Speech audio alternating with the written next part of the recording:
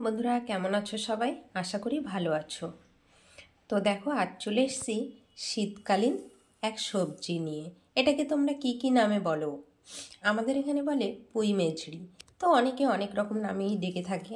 এখন কিন্তু এটা বাজারে খুব ভালোই পাওয়া যায়। তো আজ এই পুঁই মেজড়ির একটা রেসিপি বানিয়ে দেখাবো।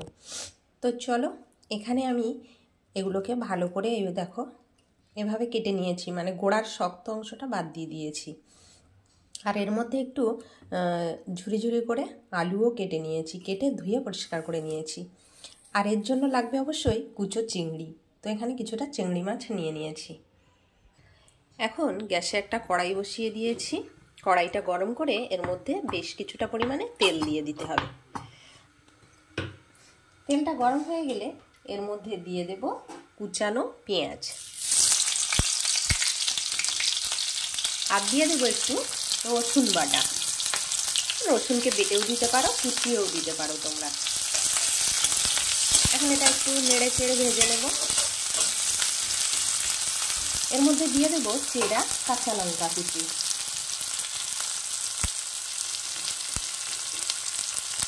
যে যেমন ঝাল পছন্দ করো তেমন পরিমাণে দিয়ে দেবো।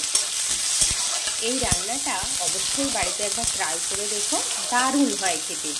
গরম ভাতের সাথে পুঁই মেজড়ির এই রেসিপি হলে আর কিছুই লাগে না। তো বন্ধুরা, আমার চ্যানেলে যদি নতুন হয়ে থাকো অবশ্যই কিন্তু চ্যানেলটাকে সাবস্ক্রাইব করে আমার সাথে থেকো। এখন এর মধ্যে দিয়ে দেব চিংড়ি মাছগুলো, দিয়ে একটু নেড়ে চেড়ে ভালো করে ভেজে নেব।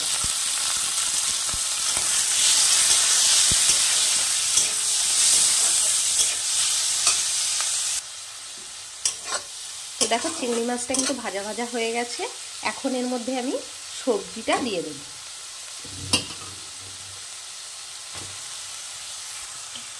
সবজিটা দিয়ে ভালো করে নেড়ে চেড়ে মিশিয়ে নেব। এখন এর মধ্যে দিয়ে দেব পরিমাণ মতো হলুদ, পরিমাণ মতো লবণ, আর দিয়ে দেব একটু ধনের গুঁড়ো, আর দেব হাফ চামচ আদা বাটা। এই সব কিছু দিয়ে আবারও খুব ভালো করে মিক্সড করে নিতে হবে।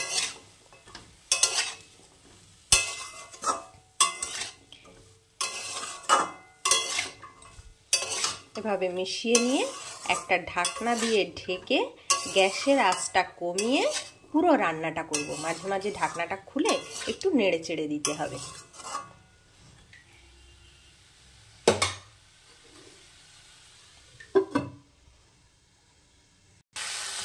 তো দেখো বন্ধুরা, রেসিপিটি কিন্তু রেডি হয়ে গেছে। তোমরা চাইলে এরকম সময় একটু ওপর থেকে চিনি দিয়ে দিতে পারো টেস্টের জন্য, আর একটু ধনেপাতা কুচি দিয়ে নেড়ে চেড়ে নামিয়ে নিলেই রেডি। তো তোমাদেরকে কেমন লাগলো অবশ্যই কমেন্ট করে জানিও। যত সময় রেখে রেখে ভাজবে মজিয়ে মজিয়ে তত বেশি টেস্ট হবে খেতে। তাহলে আজ এখানেই শেষ করলাম।